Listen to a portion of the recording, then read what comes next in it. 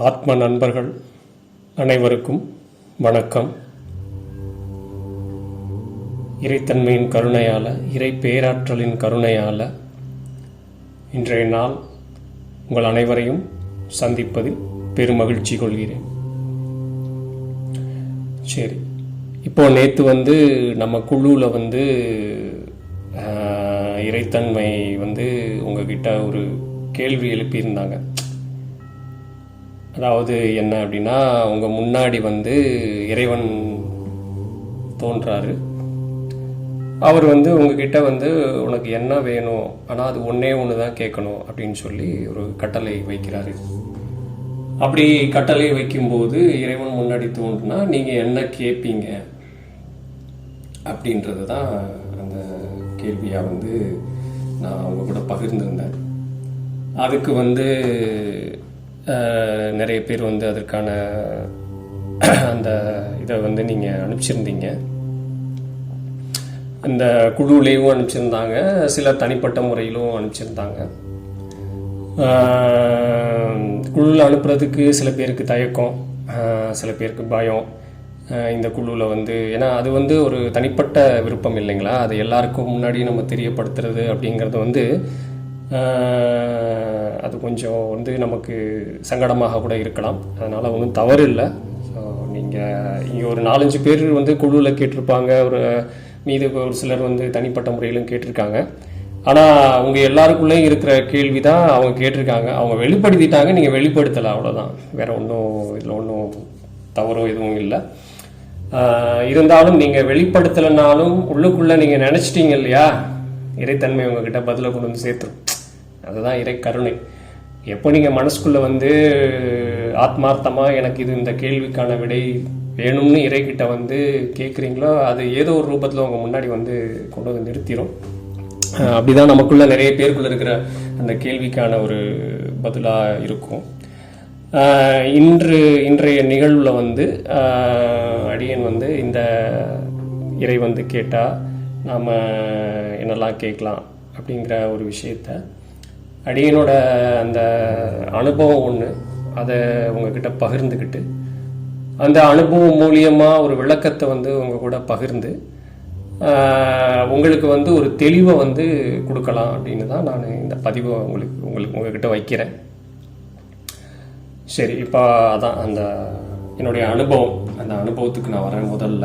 அப்புறம் நான் விளக்கம், இறுதியாக இறைக்கிட்ட கேட்டால், நம்ம இறை நம்மக்கிட்ட கேள்வி கேட்டால் எப்படி ஒரே வரியில் ஒரு சென்டென்ஸில் இறைக்கிட்ட மொத்தத்தையும் அடக்கி கேட்கலாம் அப்படிங்கிற ஒரு பெரிய ரகசியம். இறை எனக்கு அருளிய அந்த ரகசியத்தை அடியன் உங்கள்கிட்டே நான் பகிர்ந்துக்கிறேன். நீங்களும் அடியன் பெற்ற இன்பத்தை நீங்களும் பெற்று வாழ்வில் மகிழ்ச்சி கொள்ளணும் அப்படிங்கிறதுக்காக நான் இதை பகிர்ந்துக்கிறேன். சரி, முதல்ல அந்த அனுபவத்துக்கு வருவோம். இது என்னோட பள்ளியில் நிகழ்ந்த ஒரு அனுபவம். என்ன அப்படின்னா, எங்கள் பள்ளியில் 6ஆம் வகுப்பு, அந்த வருடத்துடைய துவக்கத்தில் 6ஆம் வகுப்பில் புதிதாக மாணவர்கள்லாம் சேர்க்கை நடைபெறும். சேர்க்கை வேற ஒரு பள்ளியிலேருந்துலாம் மாணவர்கள் சேருவாங்க. நம்ம பள்ளியிலேருந்து வேறு பள்ளிக்கெல்லாம் மாணவர்கள் போய் சேருவாங்க. இதுதான் ஒரு யதார்த்தமான நிகழ்வு. அது வருடம் நடக்கும். இப்போ அந்த வருடத்தில் நமது பள்ளியில் 6ஆம் வகுப்பில் ஒரு மாணவன் சேர்க்கை அவர் சேர்த்துடுறாங்க. அவங்க பெற்றோர் 6ஆம் வகுப்பில் நம்ம பள்ளியில் சிறப்பாக பண்ணுறாங்க அப்படின்னு சொல்லி சேர்த்துடுறாங்க.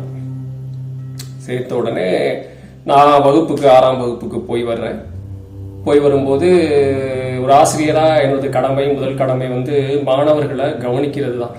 முதல் கடமையே பாடம் நடத்துறது அப்படிங்கிறத விட முதல்ல அங்கே இருக்கிற ஒவ்வொரு மாணவனும் என்னவா இருக்கிறான், எப்படி இருக்கிறான், அவனுக்கு எதெல்லாம் வரும், எதெல்லாம் வராது, இப்படி முதல்ல அந்த அப்சர்வேஷன் தான் ரொம்ப முக்கியம்.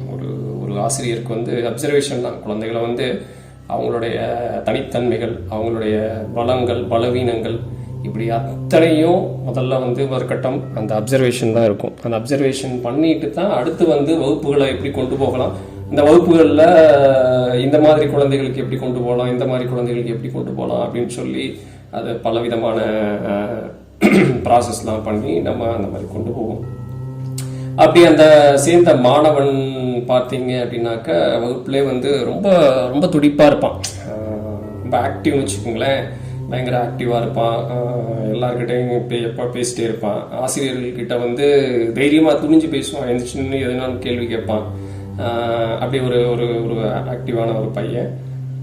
ஆனால் அவனுக்கு என்னன்னா படிப்பில் வந்து அவனுக்கு வந்து ரொம்ப ஒரு ஆவரேஜுக்கு கீழே கூட அப்படின்னு வச்சுக்கோங்களேன். படிப்பில் வந்து ஈவன் தமிழாக இருக்கட்டும், ஆங்கிலமாக இருக்கட்டும், மற்ற பாடங்களாக இருக்கட்டும், எல்லாத்துலேயுமே ஆவரேஜுக்கு கீழே, அதாவது பாஸ் பண்ணுறதே அவனுக்கு வந்து ஒரு சிரமமான ஒரு சூழலில் அந்த பையன் வந்து சேர்றான் 6ஆம் வகுப்பில்.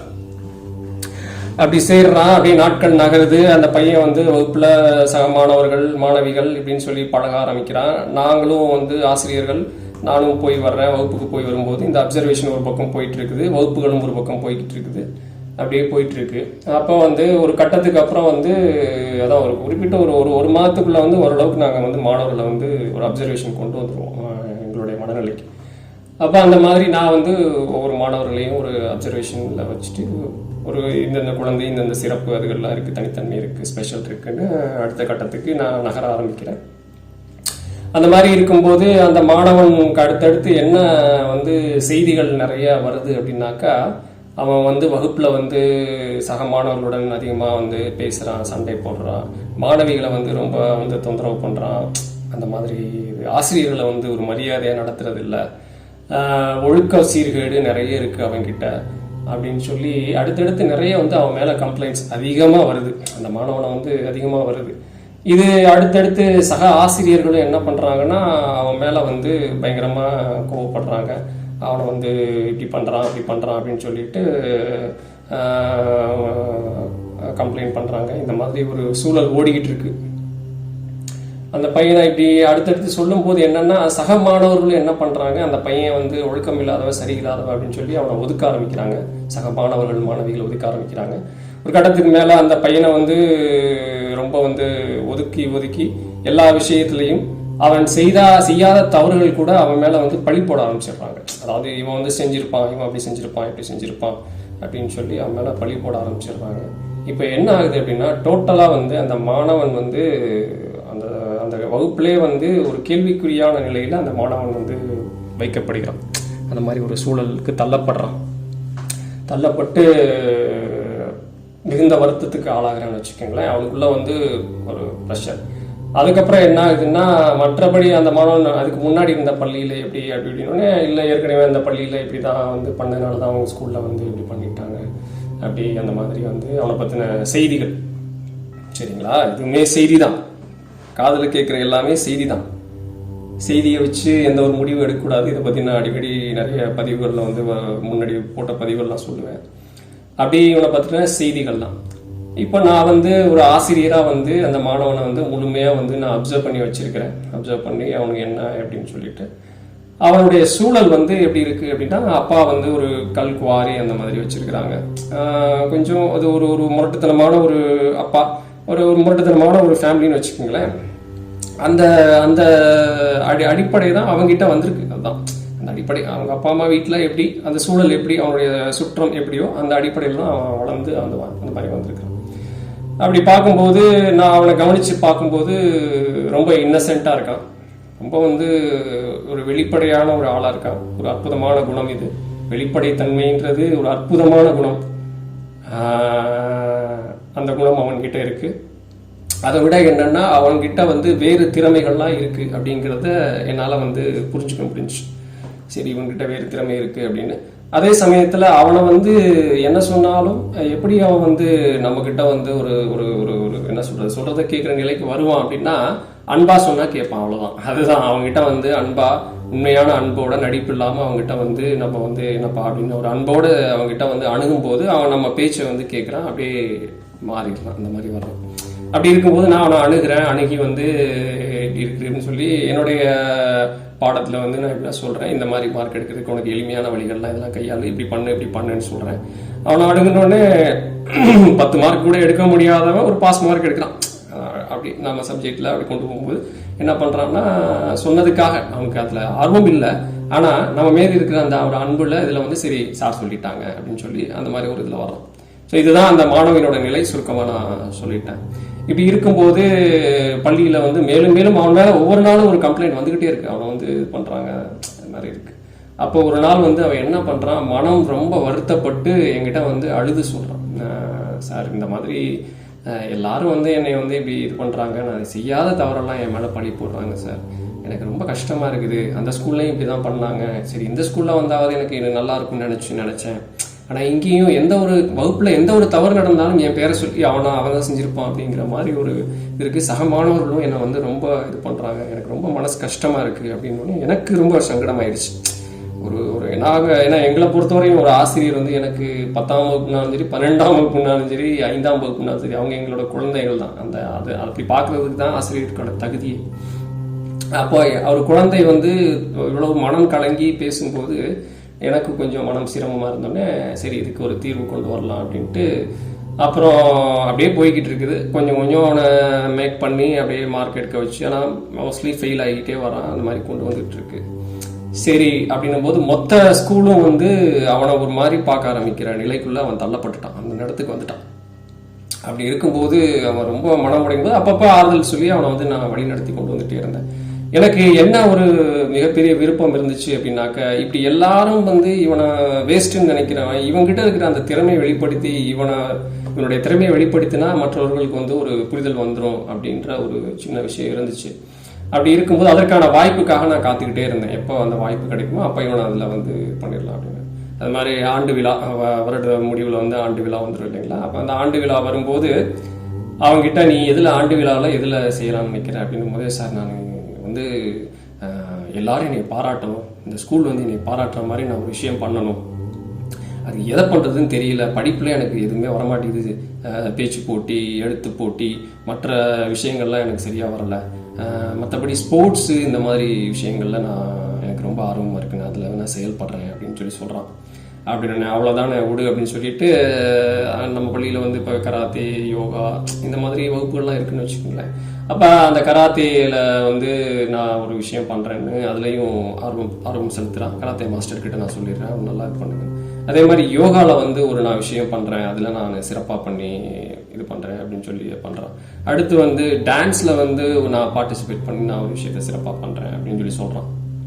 சரின்னு சொல்லிட்டு அதுக்கும் வந்து பார்த்தீங்கன்னா சக மாணவர்கள், ஆசிரியர்கள்கிட்ட அவனுக்கு எதிர்ப்பு.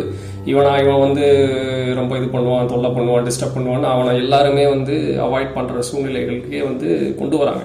அதுக்கப்புறம் வந்து நம்ம புரிய வச்சு சொல்லி, இல்லை அவனுக்கு ஒரு வாய்ப்பு கொடுக்கலாம், கண்டிப்பாக நல்லா செய்வான் அப்படின்னு சொல்லி அவனை வந்து அந்த இடத்துல ஒரு தேற்றி ஒரு நிலை கொண்டு போய் அந்த சக ஆசிரியர்கள்ட்டையும் நம்ம பேசி வந்து இல்லை அவனுக்கு ஒரு வாய்ப்பு கொடுங்கன்னு சொல்லி செய்யும்போது அவனும் பயிற்சி பெறான், எல்லாம் பண்ணுறான். பண்ணி முடிச்சுட்டு அந்த ஆண்டு விழா நிகழ்வில் நடந்த அந்த டான்ஸ் போட்டி, டான்ஸு, யோகா, கராத்தே, அதே மாதிரி வந்து ஸ்போர்ட்ஸ் டே அன்னைக்கு நடந்த விளையாட்டு போட்டி, ஓட்டப்பந்தயம், இந்த மாதிரி விஷயம், இது எல்லாத்துலேயுமே அவன் வந்து ஒரு நல்ல பிளேஸ், ஒரு ஃபர்ஸ்ட் பிளேஸ், செகண்ட் பிளேஸ் அந்த மாதிரி இடம் வந்துட்டான் ஸ்போர்ட்ஸில். யோகா வந்து அவன் மேடையில் வந்து அந்த விஷயத்தை வந்து அந்த ரோப் யோகான்னு சொல்லுவாங்க, அதை பண்ணும்போது அவன் அதை சரியாக செய்யும்போது கூட்டத்தில் இருக்கிற அத்தனை பேரும் கை தட்டினோடனே அவனுக்குள்ள சந்தோஷம் தாங்க முடியல. அதே மாதிரி அவனுடைய நடனம், டான்ஸ் ஆடும்போது அந்த நிகழ்வு நடந்த உடனே எல்லோரும் வந்து அவனை ஒரு ஆச்சரியமாக, ஆசிரியர்களும் சரி சக மாணவர்களும் சரி பார்த்து அவனை வந்து ரொம்பவே அப்ரிஷியேட் பண்ணாங்க. கராத்தே இப்படி இந்த மாதிரி நிகழ்வுல பூரா அவன் சேர்ந்து முடித்தோடனே அன்னைக்கு வந்து அந்த கூட்டம் கைத்தட்டி அவனை இது பண்ணோடனே அந்த ஆண்டு விழா முடிஞ்ச உடனே அவன் வந்து என்கிட்ட வந்து ஆனந்த கண்ணீர், ஒரு மகிழ்ச்சி அவனுக்குள்ள. சார் இன்னைக்கு எனக்கு ஸ்கூல்லே வந்து என்னை பாராட்டினாங்க, எனக்கு ரொம்ப மகிழ்ச்சியாக இருந்துச்சு, இதெல்லாம் வந்து வெளிப்படுத்தணும் ரொம்ப ஆசை, ஆனால் எனக்கு வந்து எப்படி பண்ணுறதுன்னு எனக்கு தெரியல அப்படின்னு சொல்லிட்டு ரொம்ப பயங்கர ஆனந்தம் அவனுக்கு. எனக்கு என்ன ஒரு பெரிய ஆனந்தம் என்னன்னா, இவன் எதுக்குவே உதவ மாட்டான் அப்படின்ற ஒரு சூழலுக்கு நடுவில் இவனால் இவ்வளோலாம் பண்ண முடியுமா அப்படின்னு எல்லோரையும் பார்த்து வியக்க வச்சுட்டான். அதுதான் அந்த விஷயம். அப்போ அவனுக்கு ஒரு நிறைவு கிடைச்சிது, எனக்கும் ஒரு பெரிய நிறைவு கிடைச்சிது. இப்படி ஒரு மாணவன் ஒரு அற்புதத்தை வந்து நம்மளால் ஏதோ நம்ம ஒரு வழிநடத்தல் கொடுத்து அவனுக்கு அந்த ஒரு விஷயத்தை ஏற்படுத்தி கொடுக்க முடிஞ்சதுன்றது எனக்கு ஒரு பெரிய நிறைவாக இருந்துச்சு. இதுதான் நிகழ்வு. ஒரு நிகழ்வு. நான் வந்து ஷார்ட்டாக தான் சொல்லியிருக்கேன். ரைட், இப்போ நம்ம விஷயத்துக்குள்ளே வருவோம். நேற்று கேட்கப்பட்ட கேள்வி, அந்த கேள்வி மறுபடியும் சொல்கிறேன். அதாவது இறைவனுக்கு முன்னாடி வந்தார் அப்படின்னாக்கா ஒன்றே ஒன்று தான் கேட்கணும், நீங்கள் என்ன கேட்பீங்க அப்படின்னு. நிறைய பேர் நிறைய விஷயங்கள் அனுப்பிச்சிருந்தாங்க. ஒருத்தர் வந்து எனக்கு நிம்மதியாக இருக்கணும், இந்த ஜென்மம் வந்து நான் நிம்மதியாக கடக்கணும், அதுக்கு வந்து இறைவா உதவி செய்யணுன்ற விருப்பத்தை சொல்லியிருந்தாங்க.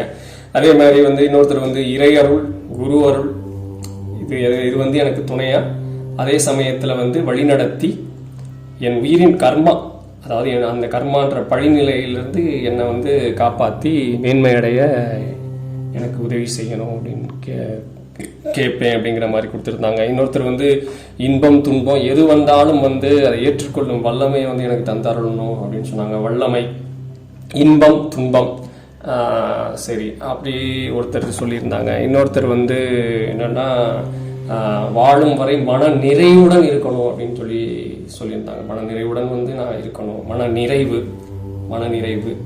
இன்னொருத்தர் வந்து எனக்கு ஜீவன் முக்தி வேண்டும், ஜீவன் முக்தி நான் அடைய வேண்டும் அப்படின்னு நான் இறைவன்கிட்ட கேட்பேன் அப்படின்னு சொல்லியிருந்தாங்க.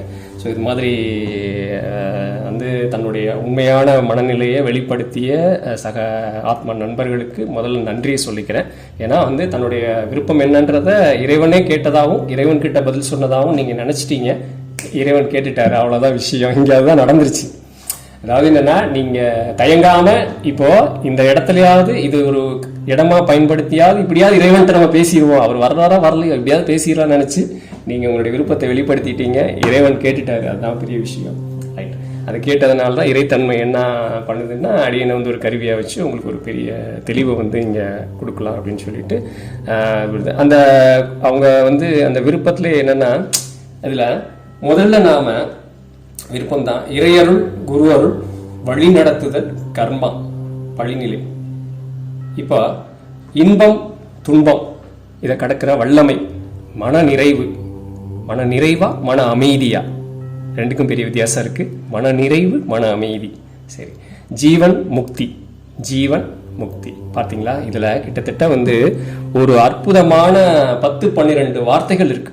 இறையருள், குரு அருள், வழிநடத்துதல், கர்மா, இன்பம் துன்பம், வல்லமை, மனநிறைவு, மன அமைதி, ஜீவன் முக்தி. சரிங்களா? ரைட், இப்போ நீங்க இதெல்லாம் கேட்டுட்டீங்க. இப்போ முதல்ல நாம இந்த வார்த்தைகளுக்கான உண்மை பொருள் என்ன அப்படின்னு நமக்கு தெரியுமா? நீங்க தெரிஞ்சதுனால தான் கேட்டீங்க, அதனால உங்களுக்கு தெரியலன்னு நான் சொல்லிடுறேன்னு நினைச்சிடாதீங்க. நீங்க இதை பத்தி ஏதோ ஒரு புரிதல் உங்களுக்கு இருக்கு, அதனால நீங்க கேட்டீங்க. ரைட், ஆனா இதனுடைய மெய்ப்பொருளை நீங்க தெரிஞ்சுக்கணும் கண்டிப்பான முறையில். இப்போ நீங்கள் சொன்ன இறையுடைய அருள்னா எப்படி இருக்கும், இறையுடைய அருள் எப்படி கிடைக்கும், இறையருள்னா என்ன, இறையருள் எப்படி கிடைக்கும், இறையருள் கிடைக்க நான் என்ன செய்ய வேண்டும், குருனா யாரு, குரு அருள்னா என்ன, குரு அருள் கிடைக்க நான் என்ன செய்ய வேண்டும், வழிநடத்துதல்னா என்ன, யார் வழி நடத்துவா, எப்படி வழி நடத்துவாங்க, கண்டிப்பாக தெரிஞ்சுக்கணும். கர்மானா என்ன, ரொம்ப ரொம்ப ரொம்ப ரொம்ப முக்கியமான விஷயம். நான் ஒரு பதிவு இன்னைக்கு போட்டிருந்தேன், அதாவது கர்மாவை பற்றி. கண்டிப்பாக அதை நீங்கள் பார்த்துருந்தீங்கன்னா உங்களுக்கு வந்து இனிமேல் கர்மாவை பற்றின அந்த சந்தேகமே வராது. ஏன்னா அதுதான் சத்தியம், அங்கே சொல்லப்பட்டது சத்தியம். கர்மாவை பற்றி சஞ்சித கர்மா, பிராப்த கர்மா, ஆகாமிய கர்மான்னு சொல்லி அதை பற்றி நான் போட்டிருக்கேன். ஸோ அதை நீங்கள் ஒரு தடவை படிச்சுக்குங்க. சரி, அது மாதிரி கர்மானா என்ன, மனம் நிறைவா இருக்கிறதுனா என்ன, மனம் அமைதியா இருக்கிறதுனா என்ன, ரெண்டுக்கும் பெரிய வித்தியாசம் இருக்கு. ரைட், ஜீவன்னா யாரு ஜீவன், முக்தினா என்ன, புரியுதுங்களா? ஸோ இந்த வார்த்தைகளுக்குள்ள மிகப்பெரிய பொருள், அர்த்தம், விளக்கம் அடங்கி இருக்கு. இப்போ இதெல்லாம் நீங்க முதல்ல இதனுடைய மெய்ப்பொருளை தெரிஞ்சுக்கணும். இந்த வார்த்தைகளுடைய உண்மையான சத்தியமான மெய்ப்பொருள் என்ன அப்படின்னு தெரிஞ்சுக்கிட்டு தான் இது நமக்கு வேண்டுமா வேண்டாமா அப்படிங்கிற முடிவுக்கே நம்ம வரணும். ஸோ முதல்ல இந்த விஷயம் நமக்கு ரொம்ப முக்கியம். சரி, நான் வந்து இதை பற்றின விளக்கம் வந்து நான் அடுத்த பதிவில் போகிறேன். நம்ம இன்னைக்கு இறைவன்கிட்ட என்ன கேட்கணுன்றதுக்குள்ள நம்ம போயிடுவோம். இதை பற்றி நான் அடுத்த பதிவில் ஒவ்வொன்றையும் நான் உங்களுக்கு இறையருள், குரு அருள், வழி நடத்துதல், கர்மா, இதை பற்றி நான் உங்களுக்கு ஒரு அற்புதமான ஒரு விஷயத்தை நான் அடுத்த பதிவில் சொல்கிறேன். ரைட், நம்ம இப்போ இறையோடைய கேள்வி. ஸோ இப்படியெல்லாம் வந்து வேண்டும் அப்படின்னு நீங்கள் கேட்டிருந்தீங்க, வெகு சிறப்பு. இதுக்கான விடயத்தான் இறை வந்து உங்கள்கிட்ட இன்றைக்கி கொடுக்க போகுது. அதாவது என்ன சொல்ல வரேன் அப்படின்னாக்கா, இப்போது நம்பிக்கை, அதாவது இந்த குழுவிலையாவது கேட்டாவது இறை வந்து நமக்கு ஏதோ ஒரு வழி நடத்திடுன்ற அந்த நம்பிக்கை வந்துருச்சு பார்த்தீங்களா. அதுதான் முதல்ல வந்து நம்பிக்கை ரொம்ப முக்கியம். இறைக்கிட்ட போகும்போது இப்போ நாம் பொதுவாக முதல்ல ஆரம்ப கட்டங்களில் இந்த பக்தி, யோகம், ஞானம் இதெல்லாம் இருக்குது. நான் முன்னாடி இதை பற்றின விஷயங்கள்லாம் முன்னாடி நான் நிறையா பகிர்ந்திருப்பேன். நீங்கள் அந்த யூடியூப்பில் அப்படியே பின்னாடி போய் பார்த்தீங்கன்னா நிறைய புரிதல்கள்லாம் அங்கே இருக்குது. ஸோ அதெல்லாம் நீங்கள் கொஞ்சம் எடுத்து ஃப்ரீயாக இருக்கும்போது எடுத்து பாருங்கள். ஒவ்வொரு தலைப்பில் வந்து நான் இதை பற்றிலாம் பேசியிருப்பேன், நீங்கள் அதெல்லாம் கேட்டுக்கங்க. சரி, பக்தி, யோகம், ஞானம் இப்படின்னு இருக்குன்னு வச்சுக்கோங்களேன். முதல்ல நம்பிக்கை தான் வந்து பக்திக்குள்ளே கொண்டு வரும். நம்பிக்கை இருந்தால் தான் பக்திக்குள்ளே கொண்டு வரும். அப்போ முதல்ல வந்து பக்தி எந்த அளவில் இருக்குன்னா 25% இருக்கும். அதாவது என்னென்னா, இங்கேருந்து நம்ம திருவண்ணாமலையில் போய் திருவண்ணாமலையாரை பார்த்து வேண்டிட்டு வந்துட்டோம் அப்படின்னா நமக்கு ஒரு விஷயம் நடந்துடும் அப்படின்னு நம்ம திருவண்ணாமலை போவோம், திருப்பதி போவோம், கன்னியாகுமரி போவோம், இந்த மாதிரி சொல்லுவீங்களா. இது மாதிரி நிறைய மிகப்பெரிய சிறப்பான ஆலயங்கள் இருக்குது. அதுவே வந்து நம்ம இப்போ வேளாங்கண்ணி போகிறோம் அப்படின்னாக்கா, வேளாங்கண்ணி மாதாட்ட போய் வணங்கணும் அப்படின்னாக்கா அங்கே ஒரு மிகப்பெரிய சிறப்பு இருக்குது. அதே மாதிரி நாகூர் தர்கா, அது ஒரு அற்புதமான விஷயம். அங்கே போய் அவர்கிட்ட வந்து அங்கே இருக்கிற ஒரு இறைத்தன்மை கிட்ட வந்து ஒரு சில விஷயங்கள் கேட்டால் கிடைக்கும் அப்படின்னு சொல்லி, இதுதான் இப்படி தான் நம்ம என்னென்னா ரொம்ப லாங் ட்ராவலிங்கில் போய் இறை அங்கே மட்டும்தான் இறை இருக்குது, அங்கே போய் கேட்டால் தான் நமக்கு நடந்துருன்ற நிலையில் இருப்போம். அது 25%. அடுத்து அந்த 25% 50 மாறும். இங்கே நம்ம பக்கத்தில் இருக்கிற ஆலயங்கள், கோவில், இந்த மாதிரி விஷயங்கள் அதுவே நிறைய இருக்கும். நம்மளை சுற்றியே வந்து ஏகப்பட்ட ஆலயங்கள் இருக்கும். பக்கத்தில் சர்ச் இருக்கும், மசூதி இருக்கும், இந்த மாதிரி இருக்கும், நம்ம ஆலயங்கள் எல்லாம் இருக்கும். ஸோ இங்கேக்குள்ளேயே வந்து அடிக்கடி போவோம் வருவோம் அப்படின்னும் போது அந்த பக்தி என்னவாகுதுன்னா ஒரு 50% மாறும். அடுத்து நம்ம பூஜை அறையிலே வந்து ஆத்மார்த்தமாக உள்ளுக்குள்ளே பூஜை அறையிலே பேச ஆரம்பிச்சிருக்கோம் இறைக்கிட்ட, ஐயா இப்படி அப்படின்னு சொல்லிட்டு. ஸோ இதுதான் வந்து பக்தி வந்து உங்களுக்கு 75% மாறி இருக்குன்னு அர்த்தம். உங்களுடைய பக்தி வந்து 75%. அடுத்து இன்னும் நீங்கள் ஒரு ரூமில், ஒரு அறையில், பூஜை அறையாக கூட இருக்கட்டும், உட்காந்து கண்ணை மூடி இறைக்கிட்ட பேச ஆரம்பிச்சிருவீங்க. கண்ணை மூடினாலே இறைக்கிட்ட ஆத்மார்த்தமாக நீங்கள் அப்படியே வெளிப்படையாக உங்களுடைய உணர்வுகள் வெளிப்படுத்த ஆரம்பிப்பீங்க. இதுதான் 100% பக்தின்னு வச்சுக்கோங்க. பக்தி தான் இது, 100% பக்தி. அதாவது இறை மீது, இறையை வந்து தேடி ரொம்ப தூரத்தில் போய் தேடி முதல்ல ஒன்று கேட்குறது ஒரு லெவலு 25. அடுத்து வந்து நம்மளை சுற்றி இருக்கிற பக்கத்தில் இங்கேருந்து ட்ராவல் பண்ணுற அளவில் இருக்கிற ஆலயங்கள், கோயில்கள், அங்கே போய் கேட்டால் தான் நடக்கும்னு நினச்சி நம்ம அங்கே போய் கேட்குறது ஒரு லெவலு. அடுத்து வந்து நம்ம வீட்டு பூஜை அறையிலே புனஸ்காரங்கள், இந்த மாதிரி விஷயங்கள், பூஜை புனஸ்காரங்கள்லாம் செய்து நம்ம வந்து நிறைவேற்றிக்கிறது ஒரு லெவல் 75%. அடுத்து இவை எதுவும் வேண்டாம், நான் கண்ணை மூடி உட்காந்தாலே இறைவன்கிட்ட நான் பேசிடுவேன்ற நம்பிக்கையோடு பேசுகிறோம் பார்த்தீங்களா, அது 100%. ஸோ உங்கள் பக்தி 100% மாறுறது அங்கே தான். புரியுதுங்களா? உங்கள் பக்தி 100% மாறுறது நீங்கள் கண்ணை மூடி அப்படியே ஆத்மார்த்தமாக இறைக்கிட்ட பேசுகிற ஒவ்வொரு வார்த்தையும் இறைக்கிட்ட கேட்கும். ரைட். இப்போ உங்களுக்கு ஓரளவுக்கு அந்த ஒரு நம்பிக்கை, அந்த நம்பிக்கைன்றது பக்தியாக இருக்கிறதுன்றதை பற்றி ஒரு சின்ன புரிதல் வந்திருக்கும். ரைட். இப்போ இறைவன் வந்து வராரு, இது இல்லை இறைவன் வந்து இப்போ உங்களுக்கு வந்து ஒரு தெளிவு என்னென்னா, தூரத்தில் போகிற கேட்குற அங்கே மட்டும்தான் இறைவன் இருக்காங்க, அங்கே மட்டும்தான் அப்படிங்கிறதெல்லாம் அவர் கண்ணை மூடி நம்ம பிரார்த்தனை செய்தாலும் இறைவன்கிட்ட பேசிட்டோன்னு அர்த்தம். ரைட். இப்போ இறைவன்கிட்ட பேசுறதுக்கான டெக்னிக் உங்களுக்கு தெரிஞ்சு போச்சு. இதுவே சத்தியம். அடியன் வந்து கற்றுக்கொண்டதில் இதுதான் சத்தியம். பல குருமார்கள், ஞானிகள் இவங்களெல்லாம் சொன்னது, அடியன் அதை செயல்படுத்தி பார்த்து அடியனுக்கு அதில் புரிதல் ஏற்பட்டு உணர்தல் ஏற்பட்டதை உங்ககிட்ட வெளிப்படுத்துகிறேன், பகிர்ந்துக்கிறேன், அவ்வளோதான். அதனால் இதை நீங்கள் முயற்சி பண்ணி நீங்களும் வந்து இந்த அறிவை தெரிந்து கொண்டு இதை செயலாக்கி இதை புரிந்து உணரும் போது அப்புறம் நீங்களும் அப்படியே அதில் லைக் ஆரம்பிச்சுவீங்க, அதில் பயணிக்க ஆரம்பிச்சுவீங்க. ரைட். அப்படி நீங்கள் பயணிக்கிறீங்க. ரைட். இப்போ அடுத்து நாம் இறைக்கிட்ட ஒன்று கேட்கணும். இப்போ தான் நான் வந்து அந்த கதைக்குள்ளே வரேன். அந்த கதைக்குன்னா அந்த நிகழ்வு, என்னுடைய அனுபவம் பண்ணப்போ அவங்கள்ட்ட பகிர்ந்துக்கிட்டேன் இல்லைங்களா, ஸ்கூல் அந்த நிகழ்வு பகிர்ந்துக்கிட்டேன். இப்போ அந்த மாணவன் மாதிரி தான் நாம் எல்லாருமே இருப்போம். அந்த மாணவனுடைய நிலை எப்படியோ அந்த மாதிரி தான் நம்ம எல்லாருமே இருப்போம். நம்ம வளர்ந்துருக்கலாம், பெரிய ஆளாக இருந்திருக்கலாம், 50 வயசு இருந்திருக்கலாம், 60 வயசு இருக்கலாம், 70 வயசு 80 வயசு கூட இருக்கலாம். நம்ம உடலால் வளர்ந்துருப்போம். ஆனால் உள்ளுக்குள்ள ஆன்மீகத்தில் எந்த அளவுக்கு வளர்ந்துருக்கிறோன்ற பொறுத்து தான் நமக்கு மற்ற எல்லா விஷயங்களும். அதுதான் ரொம்ப முக்கியம். இது வந்து இந்த பிறப்புல ஆனால் இதுக்கு முன்னாடி நாம் எத்தனை பிறப்புகள் எடுத்தோன்றது நமக்கு தெரியாது. புரியுதுங்களா? அந்த கர்மாவை பற்றி படிச்சிங்கன்னா அது தெரிஞ்சிடும். கர்மாவை ஞாபகப்படுத்திக்கிங்க. இப்போ இதுக்கு முன்னாடி நமக்கு எத்தனை பிறவிகள், அதில் எத்தனை வருடங்கள் நம்ம உயிர் வாழ்ந்திருப்போம், அதில் என்னென்ன செஞ்சுருப்போம், அப்போ ஆன்மீகம் எந்த அளவுக்கு நமக்கு வந்து கை குடிச்சு அதனுடைய பிரதிபலனாக தான் இந்த பிறவி இப்படின்ற ஒரு பெரிய கணக்கெல்லாம் இருக்குது.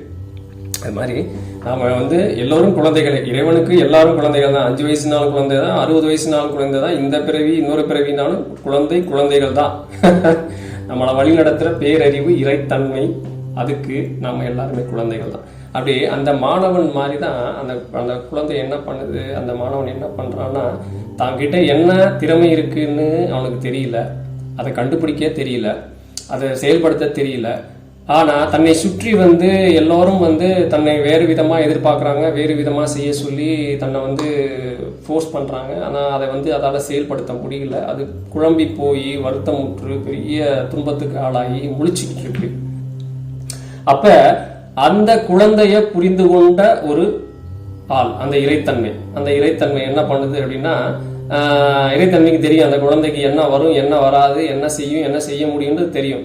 அப்பயே அந்த இறைத்தன்மை அமைதியாக தான் இருக்கும். ஆனால் அந்த குழந்தை என்ன பண்ணுது அப்படின்னா, தான் இப்படியெல்லாம் இருக்கிறோம், தனக்கு வந்து எதுவுமே தெரியலன்னு தன்னை வந்து அப்படியே உணர்ந்த உடனே தனக்கு உதவி செய்ய ஒருத்தரால் மட்டும்தான் முடியும்ட்டு இறை பக்கம் திரும்புது. அந்த இறைத்தன்மை கிட்ட, ஐயா எனக்கு இப்படி கஷ்டமா இருக்கு, மனம் வருத்தமா இருக்கு, என்ன செய்யறேனே தெரியல அப்படின்னும் போது அப்பதான் இறை வந்து ரெஸ்பாண்ட் பண்ணுது. அதுவரை இறை ரெஸ்பாண்ட் பண்ணாது. அப்பதான் இறை ரெஸ்பாண்ட், சரி ரைட், இப்போ புரிஞ்சிருச்சா உனக்கு, இப்போ என்கிட்ட பதில் இருக்குன்னு உனக்கு தெரிஞ்சிருச்சு, இது வரைக்கும் உங்கள்கிட்ட தான் இருக்குன்னு நினைச்சு நீ தேடிட்டு இருந்திருப்ப, ரைட்வா, இப்போ நீ என்ன பண்றன்னா நான் சொல்றதை மட்டும் நீ செய் அப்படின்னு அது வந்து அந்த குழந்தைய வழி நடத்துது. உனக்கு வந்து யோகா வரும், உனக்கு வந்து கராட்டே வரும், உனக்கு டான்ஸ் தான் வரும், உன்னுடைய படைப்பு உன்னுடைய டிசைன் இதுதான், இதை நீ செய், இதில் நீ சிறப்பாக வருவ, நீ நினைத்த விஷயங்கள் எல்லாமே வந்து சிறப்பாக நடக்கும் அப்படின்னு சொல்லி அது வழி நடத்துது.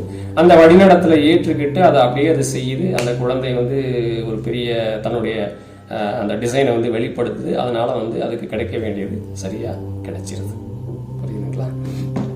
இதுதான் அந்த என்னுடைய அனுபவத்தில் இருக்கிற ஒரு புரிதல். அப்போ இதே தான் நாம் இறைவன்கிட்ட நம்ம பெரிய பெரிய ஆலயங்கள், தூரத்தில் இருக்கிற ஆலயங்களுக்கு போனாலும் சரி, நம்ம பக்கத்தில் இருக்கிற ஆலயங்களுக்கு போனாலும் சரி, நம்ம வீட்டில் பூஜையாக இருந்தாலும் சரி, நம்ம கண்ணை மூடிக்கிட்டு கேட்குறதா இருந்தாலும் சரி, ஸோ படைத்தவனுக்கு மட்டுமே தெரியும் நாம் யார் என்பது. நம்மை படைத்த அந்த இறைத்தன்மைக்கு தான் முழுமையாக தெரியும்.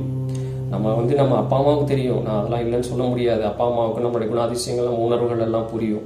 நம்ம இப்போ கணவர் இருக்கார், திருமணம் ஆயிடுச்சுன்னா கணவர் நம்ம புரிஞ்சுக்கிடுவாங்க, மனைவி வந்து கணவரை புரிஞ்சுக்கிடுவாங்க, அதெல்லாம் இருக்கு. ஆனால் நீங்கள் ஒரே ஒரு நிமிஷம் கண்ணை மூடிட்டு அப்படியே கண்ணை மூடிட்டு உங்களை 100% புரிந்து கொண்ட ஆள் யார் அப்படின்னு நீங்கள் உங்கள்கிட்ட கேள்வி கேளுங்க. உங்களை 100க்கு 100% புரிந்து கொண்ட அந்த ஒரே ஆள் யார் கேளுங்க, நீங்கள் யாரையுமே காட்ட முடியாது. நீங்க யாரையுமே காட்ட முடியாது. என் அப்பா, என் அம்மா, என் மனைவி, என் குழந்தை காட்டவே முடியாது. இதுவே சத்தியம். புரியுதுங்களா? அப்ப நீங்க யாரை உங்களை புரிஞ்சிருப்பான்னு அப்படியே நீங்க யோசிச்சு பார்த்தீங்கன்னா, அப்படியே இறைத்தன்மை மட்டும்தான். அப்பதான் புரியும். அந்த இறைத்தன்மைக்கு மட்டும்தான் தெரியும். ஏன்னா அதுதானே உங்களை உருவாச்சு, அதுதானே உங்களை கொண்டு வந்து விட்டுருக்கு. அப்ப அதுக்கு தான் தெரியும். அப்போ அந்த இறை கருணை கிட்ட, இறை தன்மை கிட்ட நாம் எப்பையும், நாம் கோயிலில் போகிறோம், நம்ம நிறைய வேலைகள்லாம் பண்ணுறோம். கோயிலுக்கு போகிறோம், தீபம் போடுறோம், பத்தி, அப்புறம் வந்து மந்திரங்கள் எல்லாம் சொல்கிறோம். அதெல்லாம் வந்து மனதை திருப்புறதுக்கான வழிகள் மட்டுமே. இறைவன் வந்து அப்போ திரும்பியே பார்க்க மாட்டார். நல்லா புரிஞ்சுக்குங்க. நீங்கள் கோவில் போனோடனே ஆலயம் வழிபடுறதுனாலே அதுக்கும் ஒரு பெரிய சூத்திரங்கள்லாம் இருக்குது. கோவிலுக்குள்ள நுழைஞ்ச உடனே முதல்ல நம்ம மனம் வந்து சமூகத்தில் ஏகப்பட்ட விஷயங்களை அனுபவிச்சு அப்படியே சும்மா ஒரு நிமிஷத்துக்கு 1000 எண்ணெய் பதிவுகளை தூக்கி எரிஞ்சுக்கிட்டு இருக்கோம். இந்த நிலையில தான் இருப்போம். நம்ம கோயிலுக்குள்ள வந்து முதல்ல அந்த படியில கால் வைக்கிறதுக்கு முன்னாடி வரைக்கும் அந்த படியில கால் வச்சு அந்த படியை தொட்டு கும்பிட்டுட்டு, படியை தொட்டு அப்படி தலையில வைக்கும்போது, அப்படி கோபுரத்தை மேலே பார்க்கும்போது உங்களுக்குள்ள ஒரு டிரான்ஸ்ஃபர்மேஷன் நடக்கும். இதுவரையும் நீங்கள் கவனிக்கலன்னா இன்னைக்கு கவனிங்க. அந்த படியை தொட்டுட்டு, படியை அப்படியே தொட்டு முதல்ல இருக்கிற அந்த கோபுரமும் அதுக்கு அந்த நிலைப்படி மாதிரி இருக்கும் பார்த்தீங்களா, அந்த படியை கருங்கல்ல செஞ்சு போட்டிருப்பாங்க. அதை அப்படி கையை, அதாவது நல்லா முழுசாக உள்ளங்கையை அப்படியே வச்சு அப்படியே எடுத்து அதை தலையில் அப்படி வச்சுட்டு அப்படியேவும் கோபுரத்தை பார்த்துட்டு ஒரு நிமிஷம் உங்களுக்குள்ள ஒரு ஷாக் ஃபீல் உருவாகும். அந்த மாதிரி அப்படி அடுத்தடுத்து இதை பற்றி இது தனியாக நான் ஒரு பதிவு போடுறேன். ஒரு ஆலயத்துக்குள்ளே போய் எப்படி நம்ம மனசை வந்து ஒரு கட்டத்துக்குள்ளே கொண்டு வந்து நேராக இறைவன்கிட்ட டைரெக்டாக வந்து கனெக்ட் பண்ணிக்கிறதுன்றத நம்ம தனியாக ஒரு பதிவில் பார்க்கலாம். ரைட். இப்படி நம்ம வந்து போகிறோம். மனம் வந்து நம்மளை மன எண்ண அலைகளை பூரா அடக்கிறதுக்கு பல வேலைகள்லாம் செய்வோம். இதெல்லாம் செய்யும்போது தான் அந்த எண்ணம் வந்து அப்படியே அடங்கி அமைதியாகும். கோயிலுக்குள்ளே இருக்கேன்னு அமைதிக்கு வரும். ரைட். இப்போ ஒரு அமைதிக்குள்ளே வந்துடுறீங்க. அமைதிக்குள்ளே வந்துட்டு இறை முன்னாடி கருவறைக்கு போகிறீங்க, இல்லை முன்னாடி ஜீசஸ் சிலையாக இருக்காரு, இல்லை சிலுவை இருக்குது, இல்லை வந்து வெறுமனே அப்படியே ஒரு செவர் மட்டும் இருக்குன்னு வச்சுக்கோங்க. எது வேணாலும் இருக்கலாம். இறைத்தன்மை எல்லாமாவும் இருக்குது. அது முன்னாடி போய்கிட்டு இப்போ இறை முன்னாடி இருக்கிறதா நீங்கள் நினச்சிக்கிறீங்க. கரெக்ட் தானே? இறை வந்து என் முன்னாடி இருக்குது. ரைட். இப்போ இறைக்கிட்ட நான் கேட்கணும்.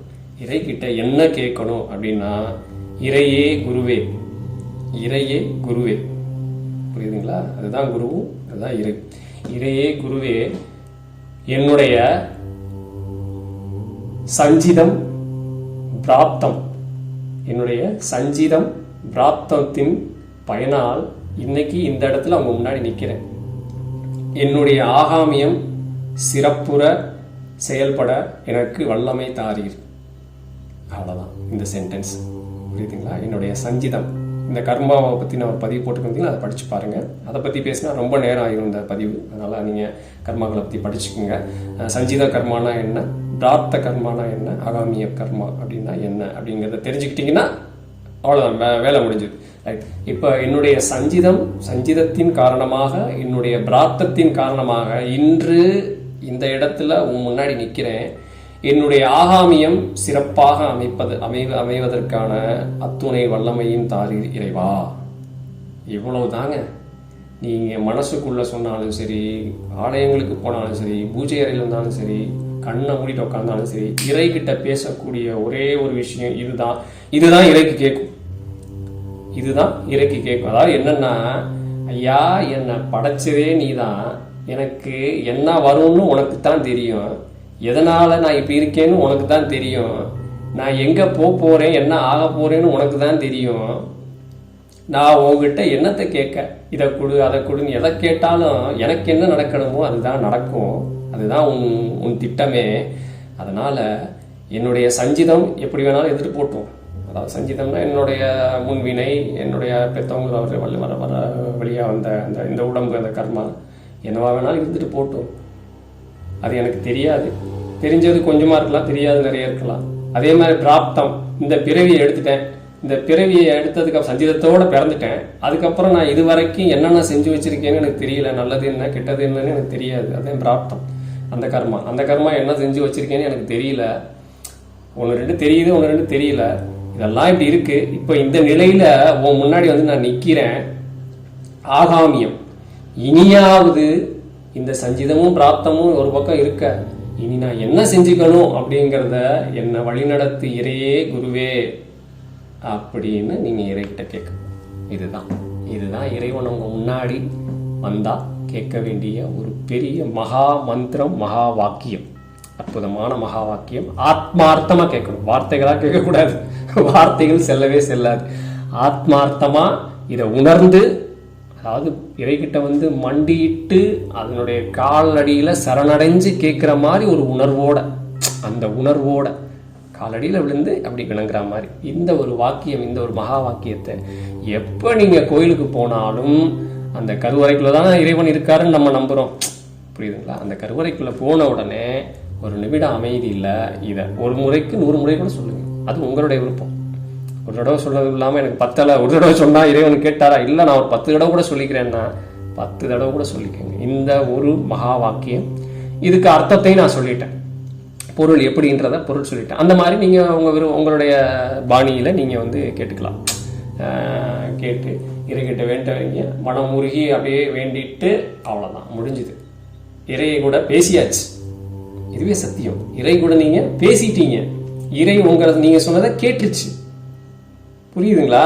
அந்த நிமிடத்திலிருந்து அங்கே நீங்கள் கோயிலை விட்டு வெளியே வந்தோடனே இறையை திருப்ப ஆரம்பிச்சிடும். ஒன்னொன்னே என்ன பண்ண ஆரம்பிச்சோம், இறை உங்களை சுற்றி நடக்கிற நிகழ்வுகள் எல்லாம் பையன் வந்துட்டான், நம்மகிட்ட வந்துட்டான். இது வரைக்கும் நான் தான் எனக்கு எல்லாம் தெரியும்னு படாத பாடுபட்டு கிடந்தேன்.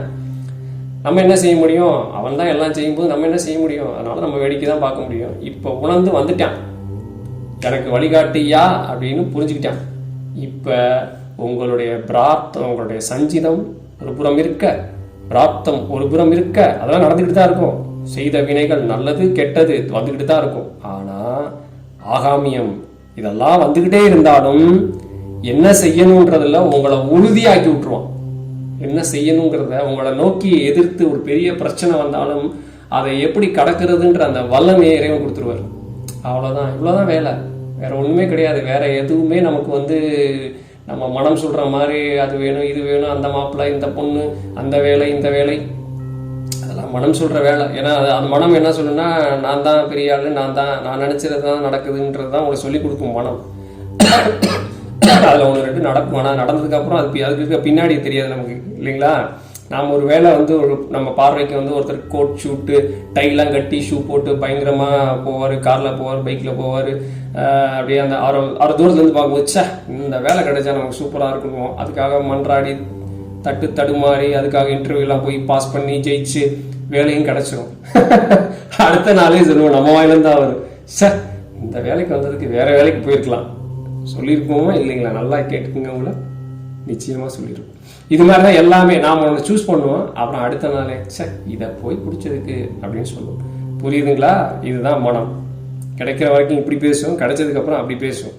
ஆனால் இறைக்கு தெரியும், அந்த பையனுக்கு அந்த மாணவனுக்கு நிகழ்ந்த மாதிரி உங்களுக்கு எது வரும் எது வராது, எதை செஞ்சால் நீங்கள் போய் சேர வேண்டிய இடத்துக்கு போய் சேருவீங்கன்றது இறைக்கு சர்வ நிச்சயமாக தெரியும். அந்த இறை இயேசு, அந்த இறை அல்லாஹ், அந்த இறை சிவன், அந்த இறை பரமாத்மா, அந்த இறை ஆத்மா, அந்த இறை பேரறிவு அதுக்கு சத்தியமாக தெரியும். அதுக்கு தெரியாமல் நீங்கள் இமையை கூட நகர்த்த முடியாது. ஆனால் அது பக்கம் நீங்கள் திரும்பிட்டீங்கன்னா அது அதோட வழியில் உங்களை நகர்த்தும். அது பக்கம் நீங்கள் திரும்பாத வரை அது வேடிக்கை மட்டுமே பார்க்கும். அது பக்கம் நீங்கள் திரும்பாத வரை வேடிக்கை மட்டுமே பார்க்கும். அதுவரை நீங்கள் எந்த பாஷை பேசினாலும் இறை உங்களுக்கு ரெஸ்பாண்டே பண்ணாது.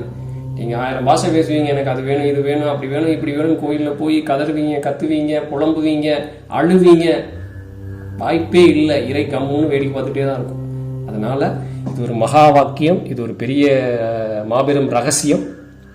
அதனால் இந்த முறையில் இனிமேல் நீங்கள் அது எந்த கோயிலுக்கு போனாலும் சரி, எந்த ஆலயத்துக்கு போனாலும் சரி, பூஜை அறையோ நீங்கள் கண்ணை மூடி தியானிக்கிறீங்களோ அப்போ இந்த விஷயத்தை நீங்கள் திரும்ப திரும்ப திரும்ப இறைக்கிட்ட சொல்லிக்கிட்டே இருங்க.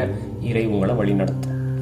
அதுதான், இதுதான் வந்து இறைவன் முன்னாடி தோன்றுனா, புரியுதுங்களா? இறைவன் நம்ம முன்னாடி தான் இருக்கார், எங்கும் இருக்கிறார், எதிலும் இருக்கிறார். ஆனால் நாம் தான் ஒரு குறிப்பிட்ட இடத்துல தான் இருக்காருன்னு நினச்சிட்டு இருக்கோம். பரவாயில்ல, நம்ம அந்த நிலைக்கெலாம் வருவோம், நம்ம கூடிய சீக்கிரத்தில் வருவோம். அதுக்காகத்தானே நம்ம இந்த குழுவில் பயணிச்சுட்டு இருக்கோம். அதனால் அந்த இறை நம்ம முன்னாடி தோன்றும் போது நம்மளுடைய பிரார்த்தனை இது மட்டுமா தான் இருக்கணும், ஆத்மார்த்தமாக. இதை சொன்னால் போதும், உங்களுக்கு நடக்க வேண்டியது அத்தனையும் சிறப்பாக நடக்கும். சரிங்களா? அதனால் நீங்கள் இனிமேல் உங்களுடைய இறை உங்கள் முன்னாடி தோன்றுனா, நீங்கள் தோன்றுனான்னு இல்லை, கோயிலுக்கு போனாலும் கருவறையில் இறைவனை பார்த்தாலும் எந்த இடத்துல இறைவனை நீங்கள் அது இறைவன் பார்க்குறீங்களோ அவர்கிட்ட இப்படி பேசுங்க. இப்போ நான் சொன்ன அந்த மகா வாக்கியத்தை நீங்கள் அவங்ககிட்ட வெளிப்படுத்துங்க. அதனால் நடக்கிற நிகழ்வுகளை அப்படியே மெல்ல கவனிக்க ஆரம்பிச்சிங்கன்னா அப்புறம் புரிய ஆரம்பிக்கும். உங்களுக்குள்ள மாற்றங்கள் ஒரே நாளில் எல்லாம் நடந்துடாது, கொஞ்சம் கொஞ்சமாக. ஆனால் உங்களுக்கு புரிய ஆரம்பிக்கும், இது இறை நடத்துனது புரிய ஆரம்பிக்கும். சரி, இப்படி முயற்சி பண்ணுங்கள். ரைட். இப்போ இந்த பதிவில் வந்து இன்றைய நாள் அந்த கேள்விக்கு நீங்கள் எல்லோரும் கொடுத்த அந்த விருப்பத்தை வச்சு அடியனுடைய அனுபவத்தில் அந்த பல குருமார்கள் இறைத்தன்மை வழிநடத்தலின் பேரில் அடியன் அதை செயலாக செஞ்சு அதை அனுபவித்து அதனால் அடியனுக்கு கிடைச்ச அந்த ஒரு பெரிய பொக்கிஷத்தை வந்து இன்றைக்கி நான் அவங்க கூட பகிர்ந்துருக்கிறேன். இது ஒருவேளை நீங்கள் வந்து இதுக்கு முன்னாடி வேறு யார் சொல்லியும் கேட்டிருக்கலாம், எங்கும் கேட்டிருந்தால் ரொம்ப சிறப்பு. கேட்குறது பெருசு இல்லைங்க. அதை ஞாபகத்தில் வச்சு அதை செயலாக மாற்றி செயலாகவே இருக்கும்போது மட்டும்தான் அது வேலை செய்யும். நான் அடிக்கடி என்னுடைய பதிவுகளை சொல்லிக்கிட்டே இருப்பேன். அறிவு வந்து எதுக்கு அப்படின்னாக்க நம்ம அறியாமையிலேருந்து வெளியே வர்றதுக்கு, அறியாமை போகிறதுக்கு தான் அறிவு. ரைட், அறிவு வந்துருச்சு. இப்போ நமக்கு அறிவுடைய விளைவு வேணும் இல்லைங்களா? அறிவு கிடச்சிருச்சு, விளைவு செயலானா மட்டும்தான் விளைவை அனுபவிக்க முடியும். அப்போ செயல் ரொம்ப முக்கியம். இந்த செயலை இனிமேல் எப்பொழுதும் செய்து கொண்டே இருங்கள். இனி வர்ற பதிவு அடுத்து வந்து நீங்கள் இன்னைக்கு குறிப்பிட்டிருந்தீங்க அந்த இறையருள், குரு அருள், வழிநடத்துதல், கர்மா, இன்பம், துன்பம், மன நிறைவு, மன அமைதி, ஜீவன், இதை பற்றின ஒரு பேரறிவு என்ன சொல்லியிருக்கு அப்படிங்கிறத நம்ம அடுத்தடுத்த பதிவுகளில் வந்து நான் உங்களுக்கு இறைத்தன்மையின் கருணையால், இறை பேராற்றலின் கருணையால் நான் உங்கள் கூட பகிர்ந்துக்கிறேன். நீங்கள் செய்ய வேண்டியதெல்லாம் இதுதான். இந்த மாதிரி வந்து ஒரு உரையாடல் வந்து நான் நிகழ்த்தி அதை உங்களுக்கு நான் பகிர்றேன். இதை நீங்கள் செய்ய வேண்டியது உங்கள் காதில் ஒரு ஹெட்ஃபோனை மாட்டிக்கிட்டு ஒரு அமைதியான சூழலில் உட்காந்து, அது நைட்டு எப்போ உங்களுடைய ஓய்வு நேரமோ, காலை நேரம் நீங்கள் அமைதியாக கேட்க முடியும்னா காலை நேரம், இரவு நேரம் நீங்கள் கேட்க முடியும்னா ஜஸ்ட் கேளுங்க, கேட்டுட்டு உள்வாங்கிங்க, பேசாமல் படுத்து தூங்கிடுங்க. அவ்வளோதான், வேறு ஒன்றுமே செயல் இல்லை, அவ்வளோதான். இதை மட்டும் நீங்கள் கேட்டுங்க. அடுத்து வந்து இப்போது இந்த மாதிரி நம்ம முழுமையாக வந்து அந்த அறியாமைகளுக்கு எல்லாம் வந்து நம்ம வெளியே வந்து முடித்ததுக்கப்புறம் நாம் செயல்கள்லாம் என்னென்ன செயல்கள்லாம் செய்யலாம் அப்படிங்கிறதெல்லாம் போயிடலாம். கண்டிப்பாக அந்த அறியாமை விலகிருச்சுனாலே அப்புறம் வந்து செயல் தான். அறிவை பூரா செயலாக்குறது நம்ம வேலையே. அப்போ என்னென்ன செயல், டெய்லி எந்தெந்த செயல்களை வந்து நம்ம அன்றாட வாழ்வில், அன்றாட நிகழ்வில் நடுவில் எந்தெந்த செயல்களெல்லாம் நாம் செய்து கொண்டே இருக்கும்போது நம்மளுடைய இந்த சஞ்சிதம், பிராப்தம் இதெல்லாம் அடித்து துவம்சம் பண்ணி ஆகாமியத்தை சிறப்பாக்கி நாம் வந்த வேலையை சிறப்புற செய்து முடித்து அமைதியும் சாந்தியும். ஒருத்தர் கேட்டிருந்தாங்க ஜீவன் முக்தி வேணும்னு. அற்புதமான விஷயம். ரொம்ப பேருக்கு இது வந்து கேட்கணுன்னே தோணாது. அது தோணிடுச்சு அவருக்கு. அது தோணிடுச்சுனாலே அவர் ஜீவன் முக்திக்கான படிகளில் தான் இருக்காருன்னு அர்த்தம். அவருக்கும் வந்து ஜீவன் முக்தி நிச்சயம் கிடைக்கும். அதனால தான் வந்து இந்த மாதிரி இந்த நிகழ்வுகளுக்குள்ளெல்லாம் அவங்கள வந்து அனுப்பி வைக்கிது. அவங்களுக்கு சில புரிதல்களை கொடுத்து அந்த வழியில் கொண்டு போகணும்னு. ரைட். அது மற்றபடி இன்பம், துன்பம் அதெல்லாம் சொல்லியிருந்தாங்க. இன்பம்னா என்ன, துன்பம்னா என்ன அப்படிங்கிறத தெரிஞ்சுக்குங்க. அப்புறம் வந்து வல்லமைனா என்ன, எது வல்லமைன்னு தெரிஞ்சுக்குங்க.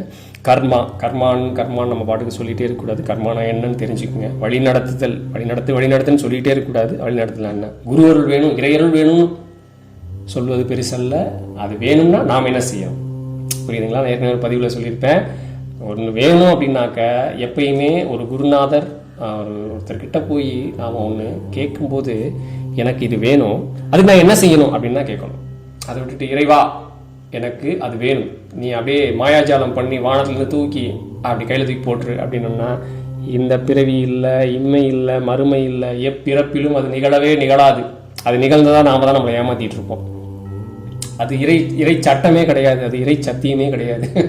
அதனால இதுதான் வந்து இறையுடைய உண்மை விஷயங்கள். இதில் குழுவில் பயணிங்க. நான் சொன்ன விஷயங்கள் எல்லாம் கவனத்தில் வச்சுக்கிட்டு தொடர்ந்து பயணித்து வாங்க. நம்ம அடுத்தடுத்த செயல் நிகழ்த்துவோம். உங்களுடைய நண்பர்கள், உறவினர்கள் இந்த மாதிரி வந்து தவிச்சிட்டு இருப்பாங்க. அவங்களுக்குலாம் வந்து ஒரு வாய்ப்பு கொடுங்க. இந்த இடத்துக்குள்ளே வந்து இப்படி ஒரு இடம் இருக்குது, இதுக்குள்ளே வரட்டும். அதெல்லாம் நான் அதான் ஏற்கனவே சொன்னேன். உங்களுடைய குழுவில் வந்து நண்பர்கள், உறவினர்களை நீங்கள் ஆட் பண்ணுங்கள் அப்படின்லாம் சொல்லியிருந்தேன். எல்லாருக்கும் ஒரு தயக்கம் இருக்குது. ஏன்னா இப்போ தானே உள்ளே வந்திருக்கிறீங்க, இங்கே என்ன நடக்க போகுது என்னன்னு தெரியாது இல்லையா? ஏன்னா ஒரு காலகட்டத்தில் வந்து 99% வந்து உண்மையும் சத்தியம் நிறைந்திருந்தது. 1% வந்து ஏதோ இருந்துச்சு, தவறாக இருந்துச்சுன்னு வச்சுக்கோங்களேன். இன்றைக்கி வந்து 99% சத்தியமும் உண்மையும் அமைதியாகிடுச்சு. அமைதிக்கும் சத்தியத்துக்கும் எதிரானது எதுவோ அதுதான் ஆர்ப்பாட்டம் பண்ணி ஆட்டம் ஆடிட்டு இருக்கு. அதனால எல்லாருக்குள்ளேயும் பயம் இருக்கும். இதுக்குள்ளே என்ன பண்ண போகிறாங்களோ, இவங்ககிட்ட போனால் இவங்க என்ன பண்ணுவாங்களோ, அவங்க என்ன பண்ணுவாங்களோன்ற அந்த பயம் இருக்கும். தவறு இல்லை தான். ஆனால் இங்கே நீங்கள் பயணிக்க உங்களுக்கு ஒரு தெளிவு கிடைக்கும். தெளிவு கிடைச்சா பயம் போயிடும். பயம் போனால் நம்பிக்கை வந்துடும். கரெக்டானே? தெளிவு கிடைச்சிரும், பயம் போயிடும், நம்பிக்கை வந்துடும். நம்பிக்கை வந்ததுக்கப்புறம் இந்த இடத்துல நீங்கள் வந்து எதையும் ஒரு ஒளிவு மறைவு இல்லாமல் வெளிப்படுத்தி உங்களுக்கான அந்த விளக்கத்தெல்லாம் வாங்கி நீங்கள் வாழ்வில் வந்து சுபிட்சமாக இருப்பீங்க. நான் அது நடக்கும்ன்றது எனக்கு 100% இறைத்தன்மை அதை நடத்தியே தீரும். அதுக்காக தான் அடியனை வந்து இங்கே இந்த இடத்துல கருவியாக என்னை வந்து செயல்பட வச்சுக்கிட்டு இருக்கு. நடக்கும் அப்படின்னு நம்புகிறேன். இந்த என்னுடைய பதிவை வந்து இவ்வளோ நேரம் நீங்கள் பொறுமையாக கேட்டு நீங்கள் பயன்பெற்றதுக்கு அதற்கு இறை பேராற்றலுக்கு, அந்த இறைத்தன்மைக்கு, இறை கருணைக்கு நன்றியை சொல்லிக்கிறேன். வாழ்க வளமுடன். நன்றி.